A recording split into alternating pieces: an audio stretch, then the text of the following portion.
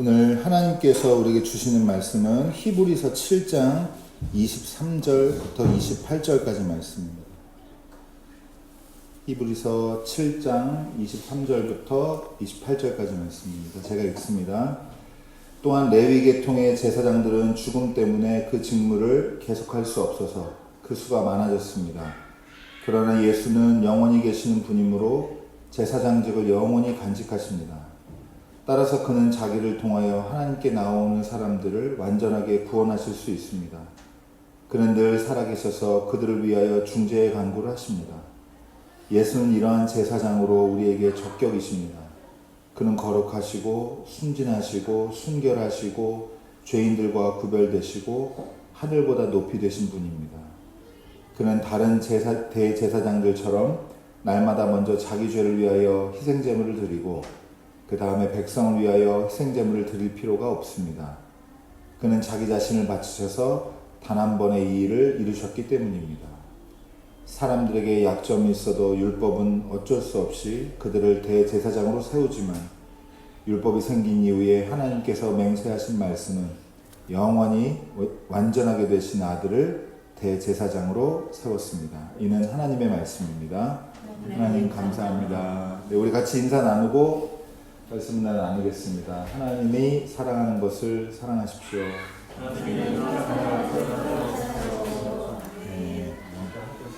네, 오늘 말씀 제목은 시작이 된 사람입니다. 계속 히브리서 말씀 보고 있고 오늘은 성령 강림은 23번째 주일인데 이제 말하자면은 히브리서 중심부로 들어왔습니다. 제일 핵심적인 메시지들이 모여있는 부분들이고 오늘도 주제는 늘 같죠. 계속 히브리서 볼 때마다 같은데 완전한 대제사장인 예수 그리스도의 그 면모를 살펴보는 그런 내용입니다. 근데 저 미리 말씀드리면은 오늘 내용 어려워요. 그래서 주무셔도 됩니다. 주님이 깨우실 줄 믿으시고 최대한 어렵지 않게 해야 되는데 되게 중요한 내용이긴 해서 우선은 가벼운 얘기부터 할까요?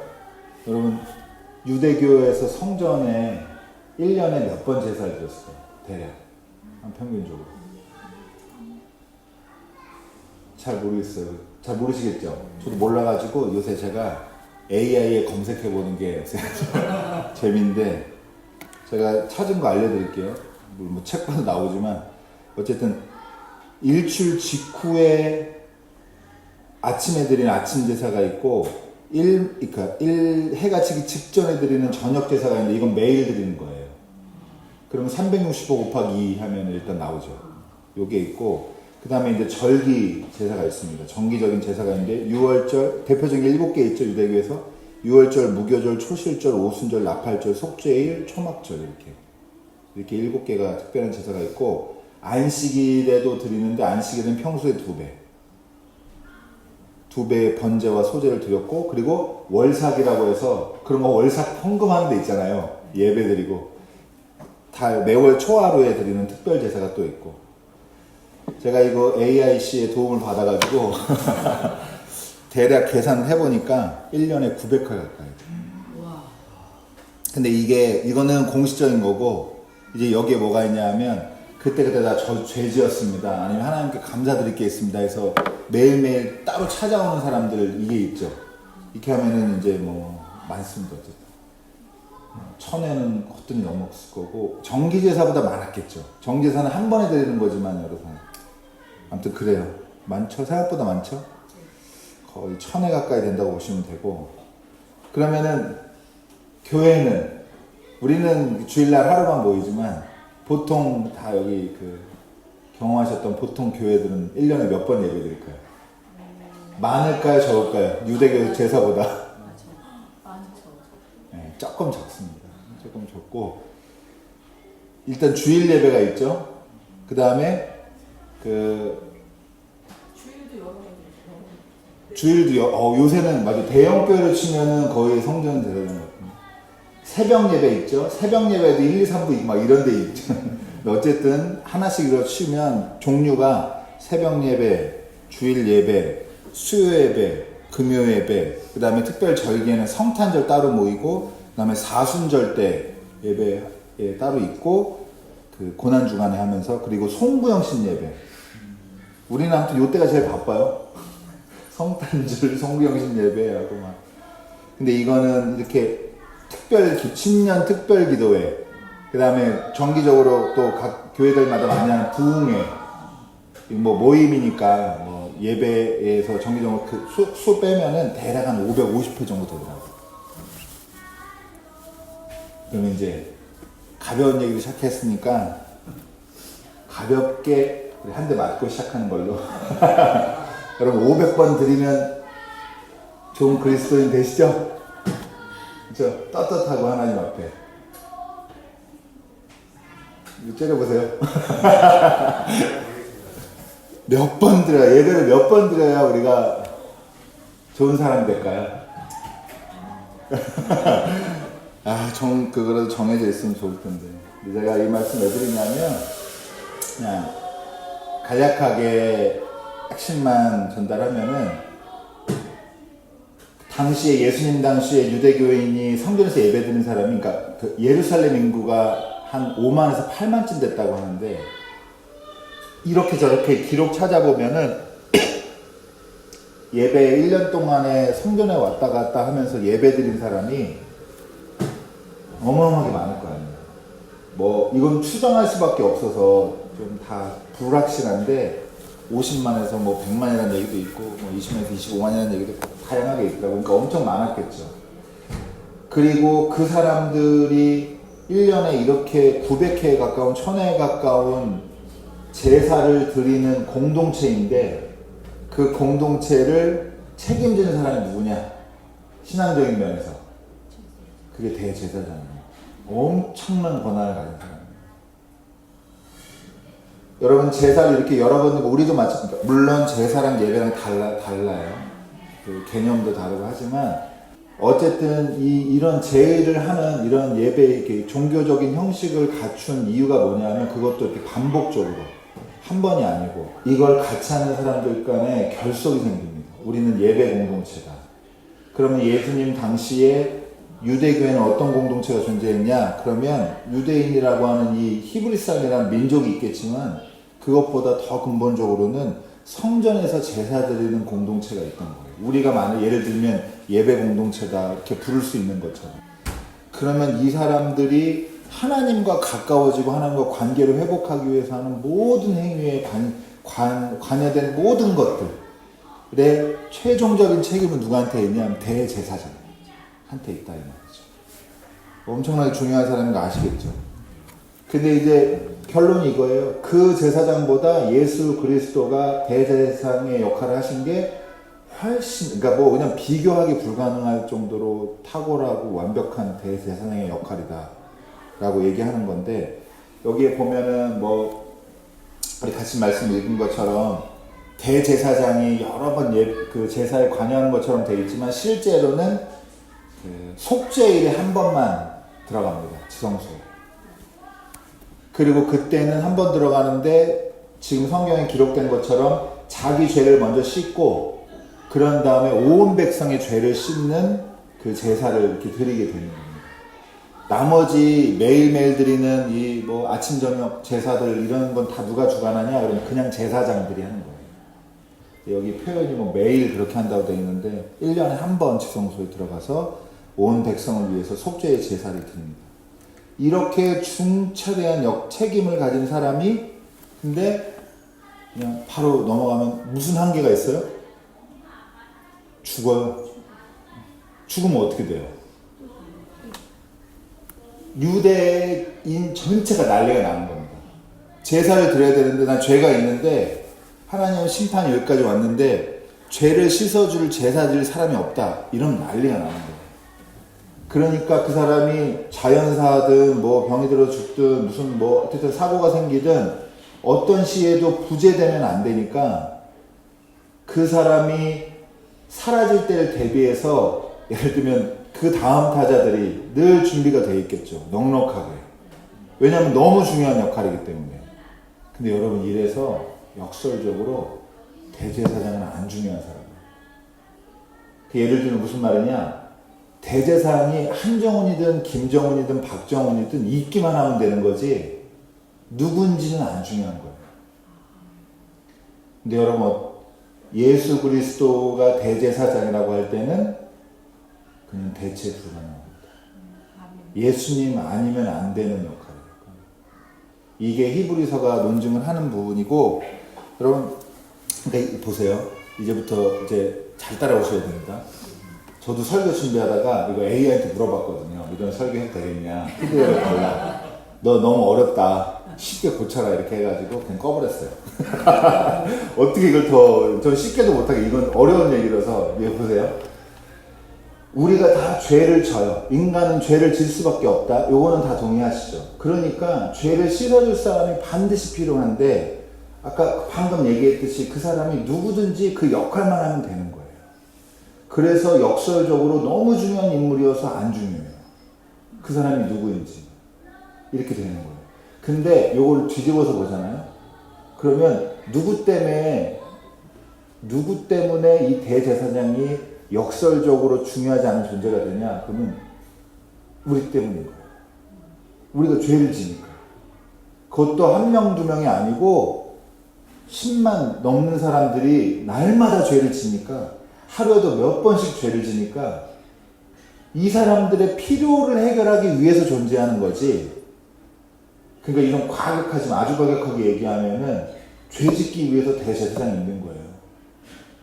그렇게는 아니지만 표현하자면 우리가 완벽하게 결벽해질 수 없으니까 우리를 위해서 존재하고 있는 게 대제사장이란 말이에요. 근데 이게 어떻게 존재하냐? 제가 몇 번 그 핵심적인 거는 말씀드렸는데, 여러분, 이 희생제물을 드리잖아요. 물론 그 곡식 드리고 포도주 같은 거 드리는 제사들이 있지만, 대부분 핵심적인 속죄 제사는 전부 다 제물을 죽여요. 특히 이제 6월절 같은 데는 양이 기록에 25만 마리를 죽였다는 얘기가 있어요. 그러면 한 가정당 한 10명이라고 대충 잡으면 250만이 예배드린 셈이, 제사드린 셈이 되는 거고, 여러분 25만 마리 잡으면 어떨 것 같아요? 피를 흘리고. 강이에요, 강. 난립니다. 전쟁터고, 진짜. 근데 여러분, 그래서 사실 보면 끔찍할 거예요. 제사 드리는 장면. 이렇게 막 고상하고 되게 성스럽고 이런 느낌이 아니고, 완전 날것에 막 살아있는 그런 느낌. 근데 여러분, 이렇게 되는 거예요. 이 연관관계를 잘 나중에 생각해 보세요. 우리는 죄를 했는데 우리 스스로 죄를 못 씻으니까 우리가 아닌 누구라도 피를 흘려서 개를 태워서 그거를 분양을 해야만, 그래야 그걸 제사를 받으셔서 우리가 죄가 씻긴다는 그런 생각을 가지고 그 시대가 유지되어 왔단 말이에요. 그러니까 여러분, 늘 내가 지은 죄 책임은 누가 지는 거예요? 남이 져요, 남이. 짐승이 지고 남이 지고. 그리고 그 책임을 다 관장하는 대제사장이라는 역할이 있어서 그 사람이 그걸 다 책임져주고 관장을 해준다는 거예요. 그러니까 이 시스템이 유지된다는 건 무슨 말이에요? 내가 내 죄에 책임감 없이 늘 아무 때나 대체 가능한 어떤 인물만 세워놓고 그 체제만 유지되면 우리 죄는 늘 털릴 수 있다는 거예요. 이게 무서운 겁니다. 그러니까 우리는 처벌받질 않아요. 뭐 이런 처벌이란 개념도 어느 한쪽이 치우친 거긴 하지만, 이게 옛 언약의 이 율법의 약점입니다. 그러니까 여러분, 율법의 완성은 없어요. 완성으로 가는 계속 끊임없는 희생이 있죠. 죄를 안 질 수는 없는데 죄를 지키려고 노력은 하지만 노력하다가 못 지면 동물을 갖다 죽이고 계속 이렇게 해야 되는 거예요. 누군가 계속 희생해야 돼요. 요새 말로 하면 뭐냐면, 남 탓하고 내가 이렇게 된 거는 상황이 그래서, 세상이 그래서 이렇게 되는 거예요. 근데 여러분, 이 공식이 있는데 이 희생으로 하나님과의 관계를 회복하는 이 율법의 공식을 완전히 공식 바깥으로 나와버린 게 이게 예수 그리스도예요. 놀라운 거죠. 우리가 믿는 그냥 어떻게 했어요? 본인이 재물이 되어 있어요. 여러분 이거 사실은 이게 조금 제가 이렇게 표현이 잘 되는지 모르겠는데 이게 마음에 와닿으면 굉장히 묵직한 얘기예요. 성경에 되게 중요한 주제가 이렇게 예수님의 낮아지심이거든요. 근데 낮아지심, 케노시스라고 그러는데 자기 비움이라고 해석하고 우리 말로는. 근데 여러분 자기 비움이라는 게 굉장히 폭력적인 겁니다. 인간은 자기를 못 비워요. 자기 스스로 자기를 못 비워요. 제가 쉬운 예를 들어드릴게요. 우리 집에 누구 얘기를 하면 간단하지만 조금 어렵더라도 돌아가서 제 얘기를 할게요. 저도 게임에 한때 빠진 때가 있었어요. 취미 만들고 싶어가지고 게임했다가 중독돼가지고 제가 근데 대구에 강의를 하러 갔는데 노트북을 할 수 있는 게임이었는데 패드를 놓고 간 거예요. 제가 그래서 어떻게 할게요? 중고 나라에서 패드를 구해가지고 현지에서 그걸 사서 그걸 1시간 했어요. 이게 중독이에요. 문제가 있죠. 문제가 많은데 여러분 이게 무슨 말이냐? 여러분 근데 누가 저한테 노트북이랑 게임 패드 뺏어간다고 생각해 보세요. 그럼 어떻게 돼요? 제가 어떻게 할까요? 제가 새끼 만난 앙콤, 새끼 잃은 앙콤이 되는 거죠. 제가 이 새끼 잃은 앙콤이 돼가지고 자식도 몰라보고 이렇게 되는 거예요. 여러분 제일 흔한 예를 들면 도파민 중독. 그래서 보편적으로 이거 여러분 그게 건강하지 않다는 거 모르는 사람 있어요? 쇼츠 계속 보면 우리 뇌에 막 활성화되고 막 건강해지고 정신도 말짱해지고 이렇게 생각해서 보는 거예요? 아니면 안 좋지만 공허한 걸 견딜 수가 없으니까 보는 거예요? 후자 쪽에 가깝잖아요. 심심한 걸 견딜 수 없어요. 이걸 쭉쭉쭉 밀어붙이면 이제 여러분 아주 어려운 얘기까지 가는데 인간은 의미 없는 걸 못 견뎌요. 그러니까 날마다 뭘 채우는데 근데 이런 도파민이나 이런 중독에 저도 여러 가지 다시 하겠습니다. 중독을 모르지 않는데 중독 대본 입장에서 말하면요. 이게 무서운 게 뭐냐면 여러분 이게 있어요. 이래서 사람이 죄를 짓는 건데 쾌락은 1로 경험하면 앞으로 평생 1로 안 되고요. 나중에 2로 올려야 돼요. 1은 쾌락이 안 되거든요. 그래서 바늘도둑이 소두된다는 게 그 말이에요. 처음에는 1로 시작해서 평생 1로 유지할 수 있을 것 같지만 그거 안 돼요. 2, 그럼 나중에 3, 4, 5. 그리고 사실 정 집사님이랑 잘 아시는 거죠. 이런 프로세스를. 맞죠? 이거를 맞춰주는 거예요. 계속 그렇게 해서 여기에 몰입감을 가지고 이 게임에서 나오지 않도록 만들어줘야 되고. 근데 여러분, 이러다 보니까 인간이라는 게 계속 자기 파괴적인 어떤 것에 부재를 못 견뎌요. 그래도 있어야 돼. 애들한테 핸드폰 뺏어보세요. 진짜 연 끊잖아요. 지금 저희도 시간 문제 때문에 고민이 많은데 원래 11시에 딱 끊기게 돼 있는데 한번 어떻게 계기가 돼서 풀어줬는데 줬다 어떻게 이걸 뺏어요. 싸우는 거냐? 싸우자는 거냐? 이렇게 나올까봐 이게 쉽지가 않단 말이에요. 이게 계속 딜레마예요. 근데 세상에는 이런 게 너무 많단 말이에요. 이제는. 근데 여러분 이렇게 그냥 이해하시라고 좀 이렇게 말씀을 드렸는데, 그러니까 인간은 자기가 그냥 자기를 유지하기 위해서 어떤 희생이거나 자기한테 건강하지 않은 것도 그냥 유지시켜야 되는 존재인 거예요. 이게 우리의 죄성인데, 죄성의 어떤 한 부분이에요. 그리고 그거를 정말 털어야겠다, 이대로는 안 되겠다 싶으면 어떻게 하느냐? 동물을 잡아다 죽이는 거예요. 그리고 그걸 통해서 나는 이제 깨끗해. 그럼 다시 돌아가서 또 쫓지 오는 거야. 그러면서 찝찝하다. 또 동물 죽이고.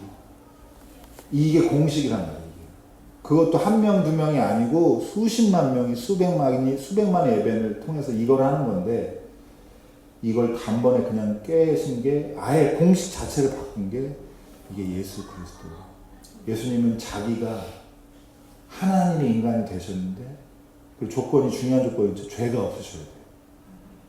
죄가 없는 재물을, 더럽혀지지 않은 재물을 드려야 되는 건데 그 재물이 본인이 되셔서 그래서 이걸 그냥 그 한 방으로 다 해결하십니다. 우리는 늘 내 유지를 위해서 남을 희생시켜야 되는 삶인데, 그래서 여러분 오늘 그래도 좀 이해가 되셨어요? 제가 진짜 AI가 뭐라고 그럴 줄은 진짜 몰랐거든요. 너무 어렵다고. 그래가지고 여러분 결론으로 그냥 조금 비약이 있더라도 말씀드리고 싶은데, 여러분 자기에서 벗어나는 게 구원입니다. 이 의미를 잘 생각해 보시고, 그게 무슨 말이냐? 쉽게 한두 가지만 얘기하면, 오늘 말씀드린 것 중에서 여러분 남 탓하지 마십시오. 부모님 때문에, 자녀들 때문에, 회사 누구 때문에, 남편 때문에, 부인 때문에, 내 원래 이런 사람이 아닌데 상황이 이래서, 여러분 휴머니즘에서는 그걸 받아줘요. 그래, 너 힘들었지, 다 그런 거야, 이렇게 하는데, 여러분 우리는 인간적인 어떤 신앙으로서 책무가 있어야 돼요. 우리 행동에 희생제물을 갖다, 여기 양을 잡았는데요, 봐주시면 안 돼, 이러면 안 되고, 이제 우리는 어떻게 해야 돼요? 깨끗한 양심으로 내가 저 때문에, 맞아요, 제가 했어요, 이렇게. 상황 좋지 않은 건 맞지만 이렇게 한 건 접니다 라고 할 수 있어요. 남 탓하면 안 돼요. 그리고 마지막으로, 여러분 나를 유지하기 위해서, 내 지금 생활을, 보통 내 생활을 유지하기 위해서 견뎌주는 많은 것들이 있거든요. 그걸 다 내 손으로 하기 전까지 여러분 그걸 당연하게 생각하면 안 됩니다. 당연하게.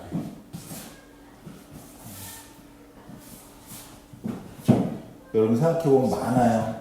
많습니다. 특히 이제 이거에 남자들이 약점이 많죠.